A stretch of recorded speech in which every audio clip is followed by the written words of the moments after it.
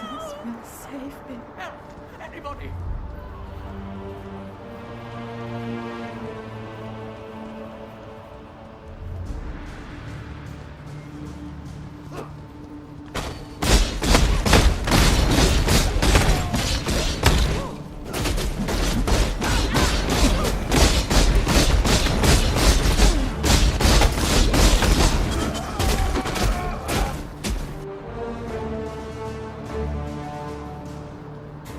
This is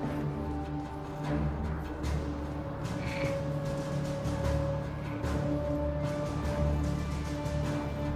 This is not real. This isn't happening.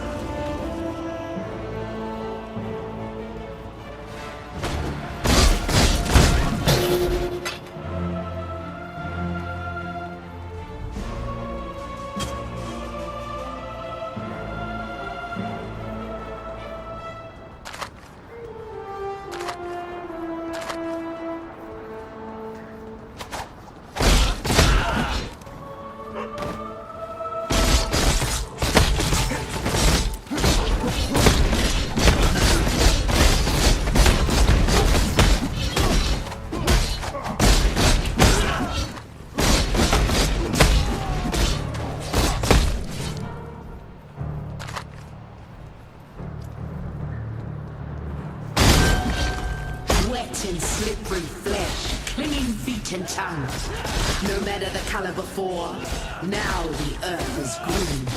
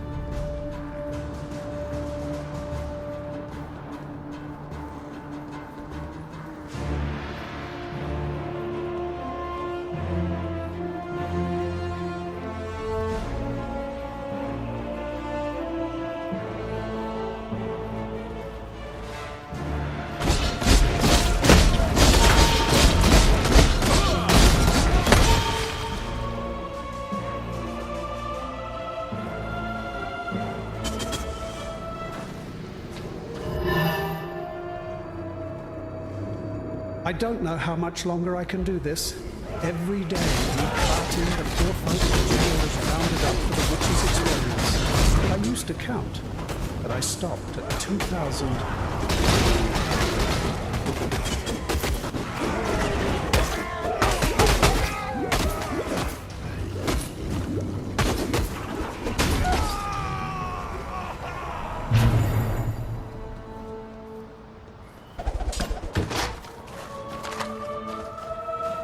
It's all right.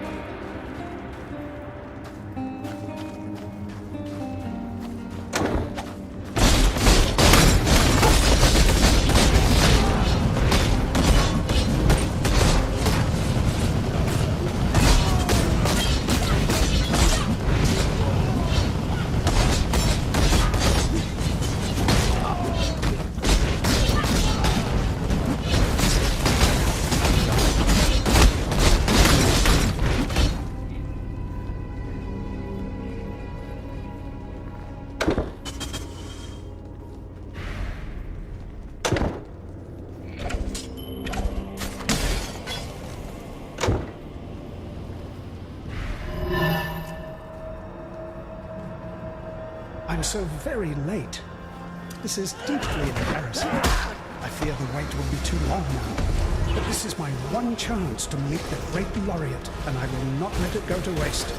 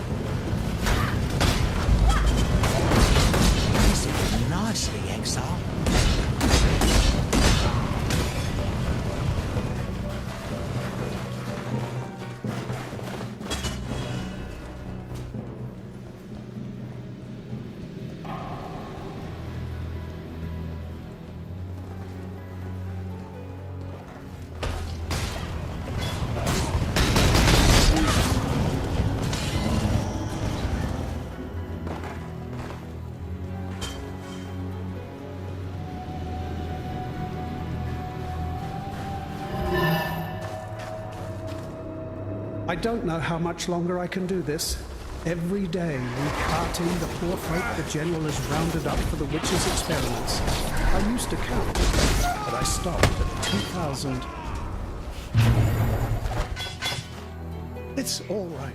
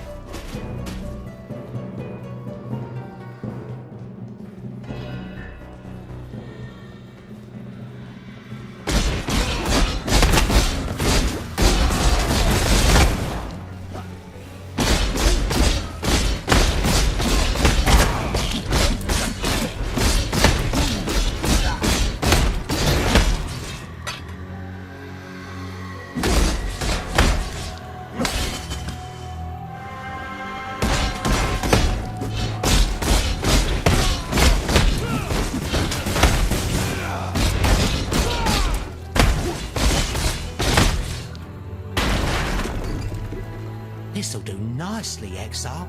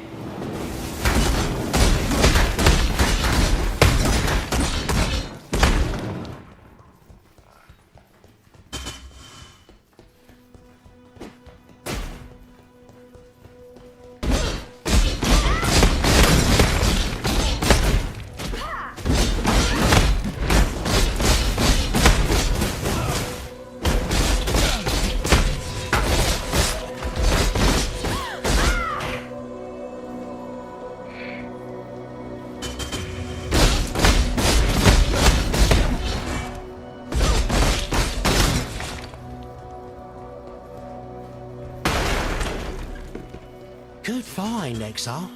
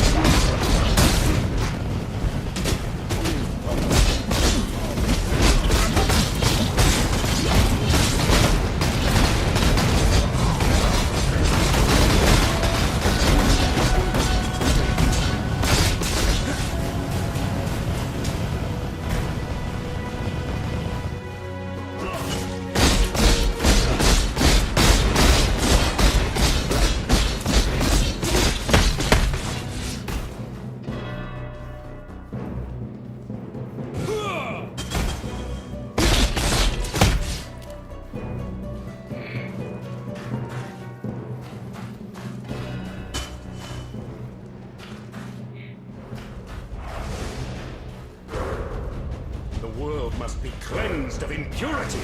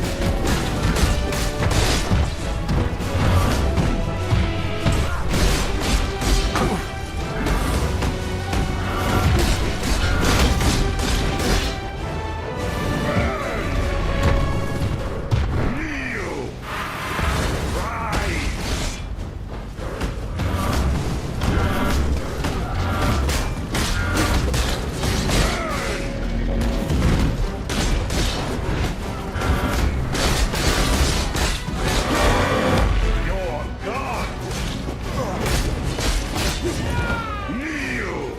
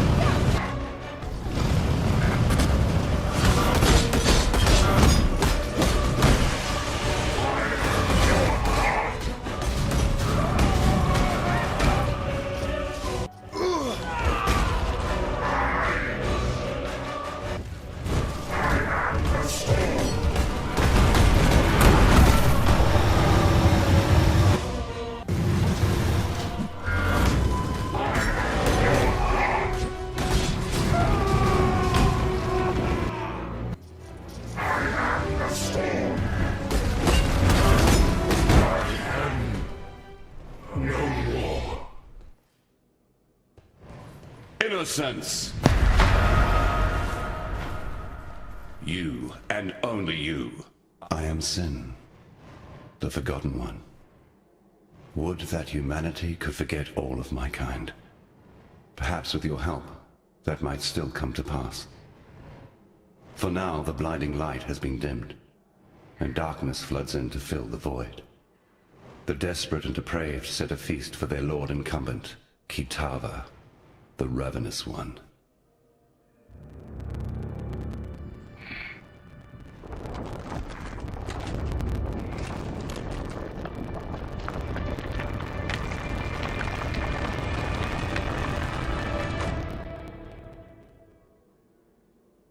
Should Kitava accept their invitation, there is but one thin sliver of hope for us all. My brother's sign of purity. Look to it in the choking passages of Templar reverence. It shall be your torch when night falls at last. Deep in the Templar's ossuary, in the company of the dead, there lies the sign of purity.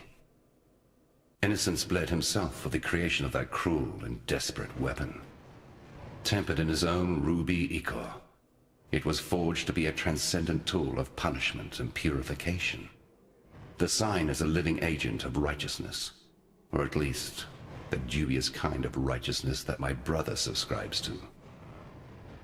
Innocence found in the first High Templar a most faithful servant, and gifted the sign to him so that it might be used in times of great need. The great need of Innocence believers, that is. Humanity's general well-being has never been of particular concern to my brother.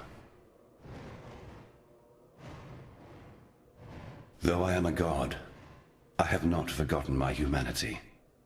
I care for that which I once was. Kitava remembers nothing and cares for nothing but his own hunger and greed. He is an endless pit of gnashing teeth and churning guts. While other gods rise on the mainland and fight for the meager scraps of what was, Kitava has the most fecund and formidable civilization of his age at his disposal. He can feed when he likes, and he grows ever stronger with each morsel. All of Ariath shall soon belong to Kitava, and if that happens, he will rise beyond even our reach. He lives, after a fashion. That pretentious little vessel of his served only to encourage his divine follies. I have procured him a more sensible host, one that should contain his excesses and temper that fragile ego of his. Hear this, brother.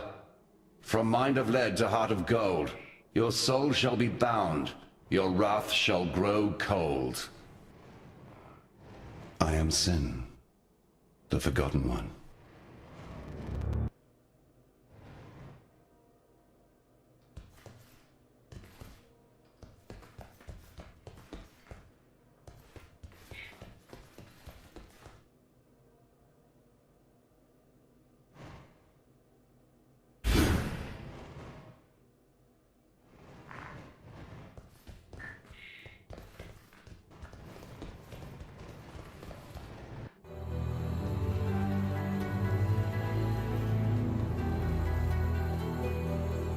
What in damnation have you done?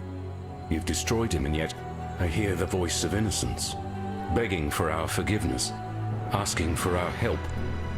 You and I heard him the moment the High Templar fell, whispering inside my damned skull, his heart beating within my chest.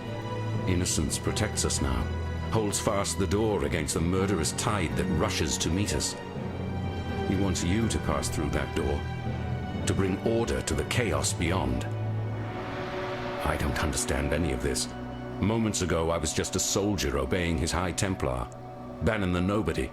Now, my God lays inside my head, telling me to let you through that door and to make my way to Overseer's Tower, if it still stands. It does? All right. I don't know what's waiting for you out there, but should you survive it, I'll see you at Overseer's Tower. You've destroyed him, and yet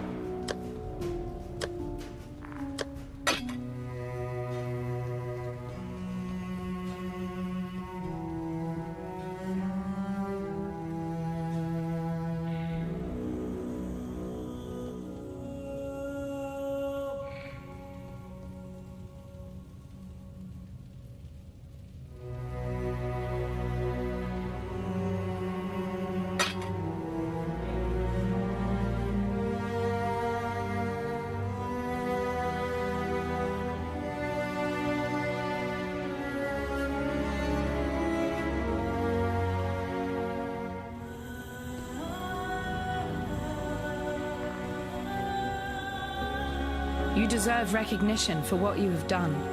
You've freed us from Templar oppression. Yet I fear you may have defeated the lesser of two evils. Still, take something.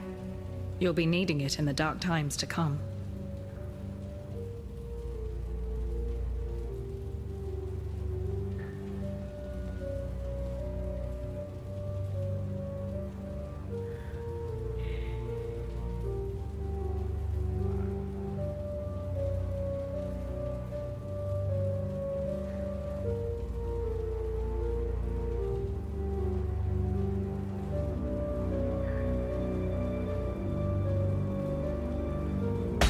Once Kitava has gobbled up every scrap of Oriathan flesh, sucked every Oriathan bone dry of marrow, he'll turn his endless hunger to Namakanui and the whole Karui archipelago.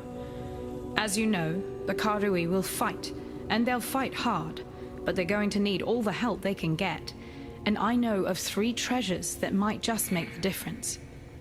They were taken when the Templar raided Namakanui: a whip woven of Hinekora's hair, a tooth that Tukohama ripped from his own mouth, a fish hook that was once the jawbone of Valakor. Together, they're known as Kitava's torments and lie within the reliquary that borders Oriath Square. I saw them with my own eyes when delivering messages to the scholars there. Please, go to the reliquary and claim those treasures before Kitava's children do.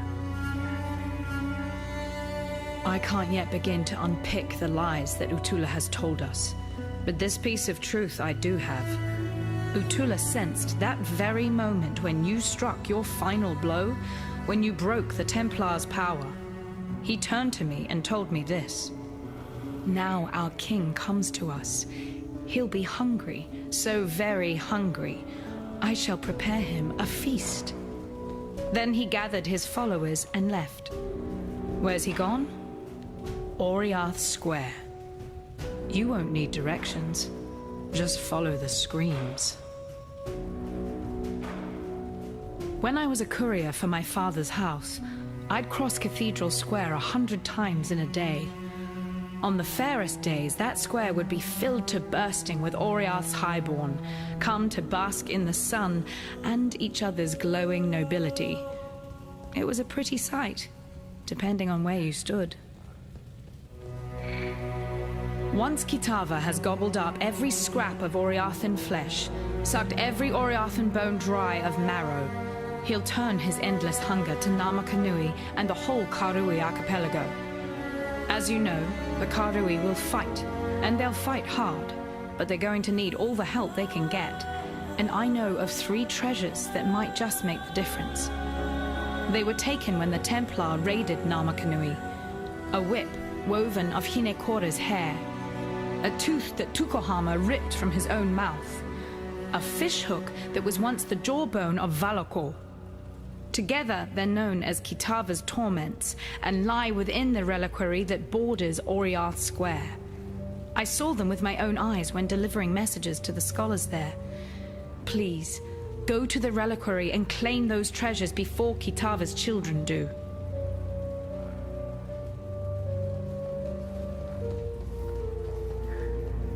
Welcome. Yes? I'm certain now that I was a Templar. Yes, I remember watching their mighty parades through Oriath Square as a child. And I can still feel that sense of satisfaction the day I truly donned the mantle. All of the pain and sacrifice was worth it. To do good, to protect mankind, to protect the children.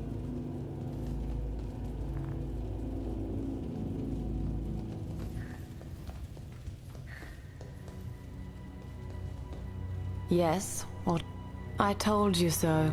What more need I say? The sign of purity, yes. A discry staff that piety sent me to study at one point. Apparently it was a gift from innocence to the first High Templar, Maxarius. Dominus couldn't even bear to touch the thing, so he had it locked up in the ossuary.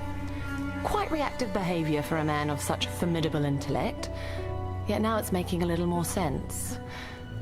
The staff was certainly able to conduct and store energy, yet remained inert when I applied corruption to it. It must only respond to divine energy, and with corruption and divinity being diametrically opposed, it's no wonder that my experiments failed to excite the thing. Meaning, if the sign of purity is a repository for the power of innocence, Dominus could never have wielded it, being steeped as he was in the opposing power of the beast. You, though, you're a different matter entirely. People have talked about the return of the gods since the birth of Oriath. It's a gambit employed by charlatans to fleece the weak-minded and morally desperate. Or so it seemed. Avarius and his Templar drones now greet the dawn filled with power and glorious purpose. Kitava has risen from whatever ethereal cesspit he's been hiding in for the last few millennia. So what let the cats out of their proverbial bags? I'm a scholar, not a prophet. Yet there's one occurrence that absolutely reeks with evidential causality. You killed the beast. You really don't have a strong grip on cause and effect, do you? Things replace other things. It's the most fundamental of laws. The larger the thing you remove, the bigger the rush to fill the space that's left behind. Innocence was the nexus of power in Oriath.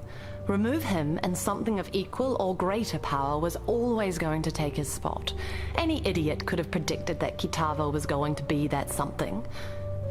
Unless, of course, you thought it was going to be you. Dominus adopted Chittis Cathedral as his personal laboratory. He decked it out with everything his miraculous mind could conceive of. His great work in Psalm, that which you destroyed, it all began there. Now, where was I? We're glad you made it.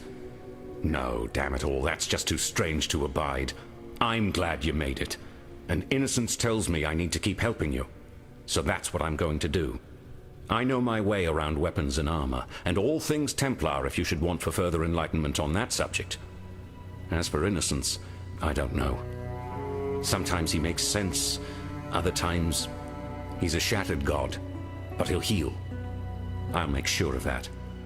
Lani's told me a little about Utula and his cult of Kitava. Enough to know what Utula's got planned. Bring about the fall of one god so he can raise up one of his own. And this Kitava, from what fragments I can piece together from innocence, he's not the benevolent kind. Please, find Utula and stop him. I'm not saying this because I want to put innocence back on his divine throne. I'm saying this because Oriath is my home. It's made some mistakes, but it doesn't deserve the fate that Utula has in mind. I'm having a little trouble explaining it myself. I've never been the most devout of men, especially for a Templar, more of a soldier than a believer. But now, innocence himself rests within me. His voice is weak, barely a whisper, yet still he has the power to keep us safe from Kitava's hunger. At least for now. For my part, I'm simply grateful. Grateful that I have a god watching my back, and grateful that he's given me the power to watch others in return. For a long time now, I thought my god's intentions were being twisted by his supposed servants. Did I speak up? No. The pyre would have been my only answer. I did what I was told and drew the lines of morality where I could. Now I understand the truth. It wasn't Innocence's intention being twisted. It was Innocence himself, perverted by the selfish convictions of the men and women who worshipped him. The god answers to the believer, as the believer answers to their god. The sign of purity. Let's see. A staff, bathed in innocent blood. No. Sorry, bathed in the blood of innocence. Yes, Innocence gave a part of his divine self to the thing, and gifted it to the Templar. Now that I recall, I read a tome about it when I was a cadet. Bloody long time ago. I skipped most of the boring pages, so only remember the bit where High Templar Maxarius smote with flame the army of the faithless with one ray of its hallowing light. The book's words, not mine. Outside of my humble flesh, the sign of purity is about all that's left of innocence. Devotion should be honored, I suppose. For centuries now, the Templar have boiled the flesh and skin from the devout and presented the polished remains for public appreciation in the ossuary. Personally, I think it's one of the better ways to remember those who have gone before us. To touch the bones is to remember neither the legend, the legacy, nor the lies. It reminds you that those bones belong to a man or woman who was just like any other man or woman. I'd be lying if I said my hands were clean of slavery's blood. I was a soldier. I went where Dominus ordered me to go. I sailed with the expedition to Namakanui, killed Karui warriors, and rounded up Karui captives like every other bastard in a Templar uniform. So I don't blame Lonnie for wanting to take back her freedom, and I don't blame her for believing Utula's lies either. I certainly swallowed enough of Dominus's falsities to sicken my soul. It's what we do now that matters. I can see that Lonnie's heart is in the right place, and for once in my damned life, so is mine. To be perfectly honest with you, I don't trust her. Yeah, I've got my reasons. Piety kept her work pretty quiet, but her results were brutally clear. The people she took, the people she changed. Slaves mostly, and a few enemies of God. Enemies of bloody Dominus, more like it. I don't go in for black and white definitions of good and evil, but with piety in her ilk, I make an exception. Whatever's lurking inside Violenta, it ain't good. Not by a long shot. Lani's told me a little about Utula and his cult of Kitava. Enough to know what Utula's got planned. Bring about the fall of one god so he can raise up one of his own. And this Kitava, from what fragments I can piece together from Innocence, he's not the benevolent kind. Please, find Utula and stop him. I'm not saying this because I want to put Innocence back on his divine throne. I'm saying this because Oriath is my home. It's made some mistakes, but it doesn't deserve the fate that Utula has in mind.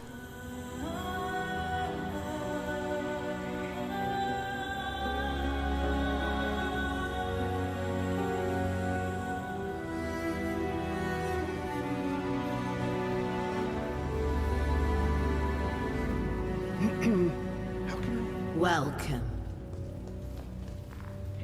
Yes. Bannon is unexpected. At least, he's not the sort of Templar that I'm used to dealing with. His ideas about innocence almost make sense to me. The way he worships innocence and receives such power in return, it's like his devotion actually brings out the best in his god. But how is that possible? A god is a god. They bless us and they punish us, not the other way around. Yet for Bannon, somehow it's different. The King's Feast is an ancient ritual born of less enlightened times.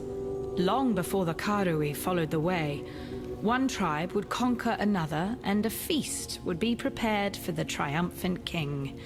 The main dishes of this feast were selected carefully for the sweetness of their nature and the tenderness of their flesh. You see, when the conquered fills the belly of the conqueror, two tribes become one. And that's what's happening out there in Theopolis right now. The tribe of Kitava is feeding upon the tribe of Oriath, and the feast won't end until two tribes become one. Remember what Utula said about Kitava? He is the tormented one, destined to rise up from the darkness, and we, his children, rise with him. It was there all along, in eyes too bright and smiles too wide. Cunning concealed by kindness. Conquest wearing the mask of freedom. I didn't see it because I was looking for something else. Hope. The cult only wanted what it's always wanted. To be born again in their father's image. They are Kitava's children, the first of his tribe. Unless you do something about it, they won't be the last.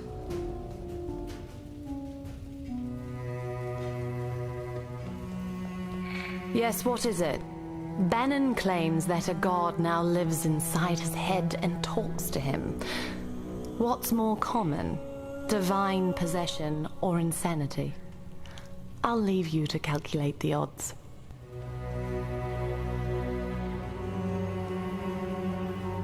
We live in interesting times.